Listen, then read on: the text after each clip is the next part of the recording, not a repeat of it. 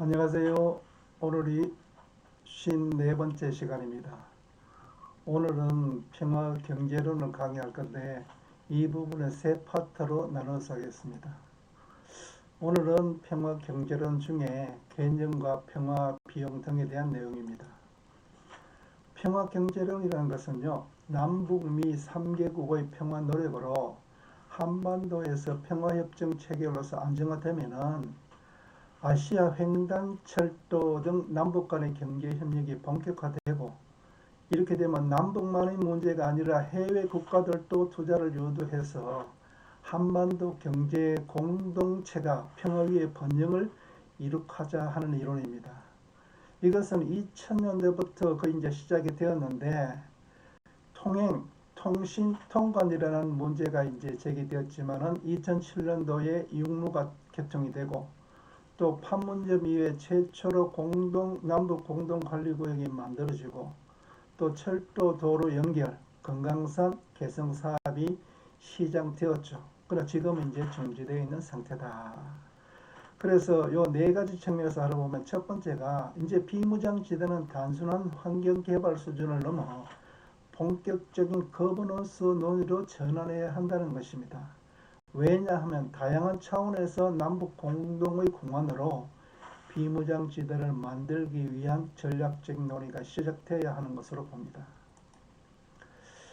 두 번째는 21세기 지금은 반테러전 명분하에 작지만 강력한 임팩트를 지닌 전쟁들이 전 세계에서 일어나고 있다.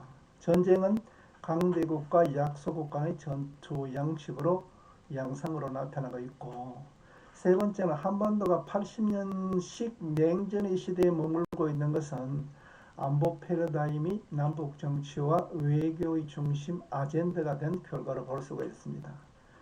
네 번째는 평화와 경제의 가치를 1대1 교환 가치가 아니라 평화에 더 가치를 두고 계산해야 한다는 것입니다.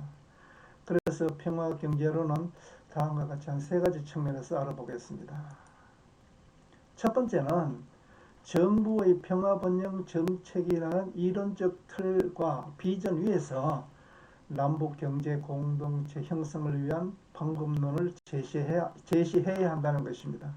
이것은 오래전 우리가 생각한 일인데, 이런 생각이면서도 이제 새로운 형태의 발상 전환을 함축하고 있다는 것도 포함됩니다. 두 번째는 평화 경제론의 이론적 배경은 자본주의 평화론에 근거를 두고 있어야 합니다.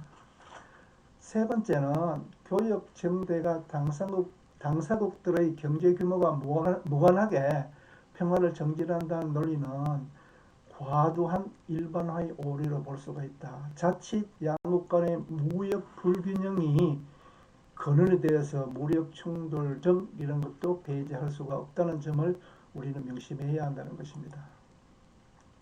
다섯 번째는 남북 간의 비대칭 상황에서 교역이 오히려 갈등으로 가서 생기면 어떻게 해야 되느냐 하는 문제입니다.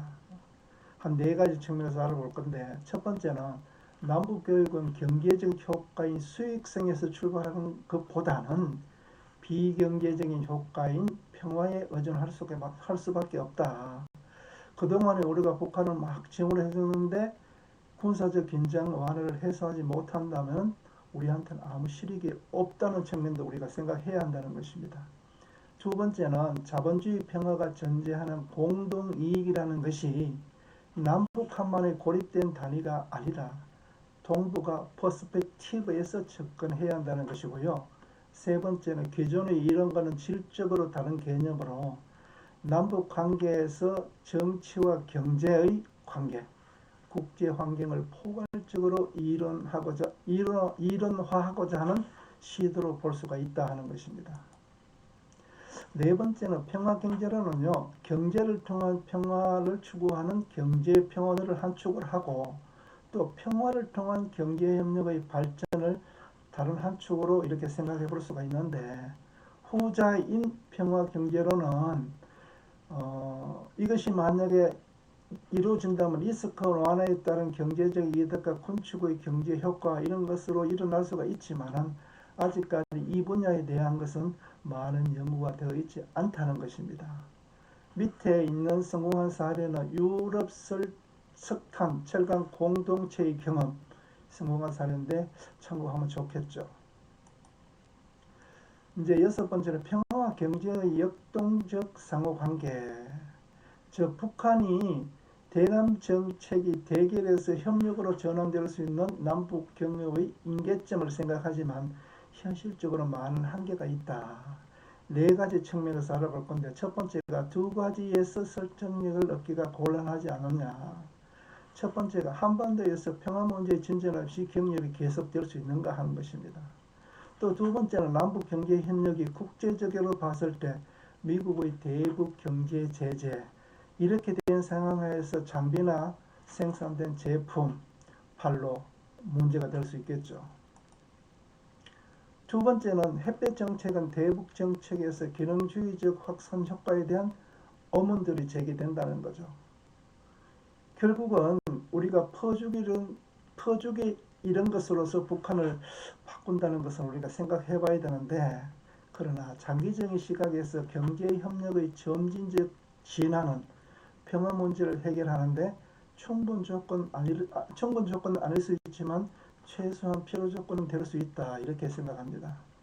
세 번째는 경제협력의 단기적 효과에 의문을 제기하는 것은 평화와 경제의 상호관계에서 한계가 있다고 평가한다는 것입니다. 첫 번째가 평화 그 자체, 긴장 완화와 전쟁 위협 감소를 가져올 수 있는 경제적 이득, 그 다음에 군축의 경제적 효과, 이렇게 볼 수가 있는데, 그러나 북핵 문제나 남북 군사적 신뢰 구축 문제는 국면 진전에도 불구하고 그동안 다수의 쟁점들과 장기적 해결 과제 이런 게 많았죠. 그래서 직접적인 경제 효과로 나타나지 않고 있다는 것이 현실로 볼 수가 있다. 네 번째는 군축의 경제적 효과에 대해서도 다양한 시각에서 논의돼야 하는데, 즉 단기적으로는 전환 비용이 혜택보다 클 수 있고, 혜택은 장기적이고 간접적으로 영향을 미칠 것이다, 이렇게 생각합니다. 두 번째는 평화와 경제의 관계, 즉 평화 비용 중에 이제 첫 번째, 경제를 통한 평화 추구는 어떻게 하는가. 한반도에서 경제적인 수단은 평화적 환경 조성의 기반으로 작용하고 있지만 동시에 평화 협상의 중요한 구성 요소다. 즉 남북관계 유지의 핵심 수단으로 작용할 수가 있다는 것입니다. 그동안 우리가 북한에 지원한 대북 지원의 효과를 한 5가지 측면에서 보면은, 첫 번째가 북한의 인도적 상의 개선입니다. 1990년도부터 북한은 의료, 보건, 유아 사망, 산모의 건강, 생존권 문제, 식량 부족 문제 아주 심각했죠. 그동안에 우리가 지원한 것으로서 상당 부분 지탱할 수가 있었다.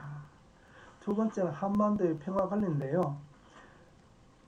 남북 관계의 중요한 정책적 수단은 무엇보다도 경제적인 지원 수단일 겁니다.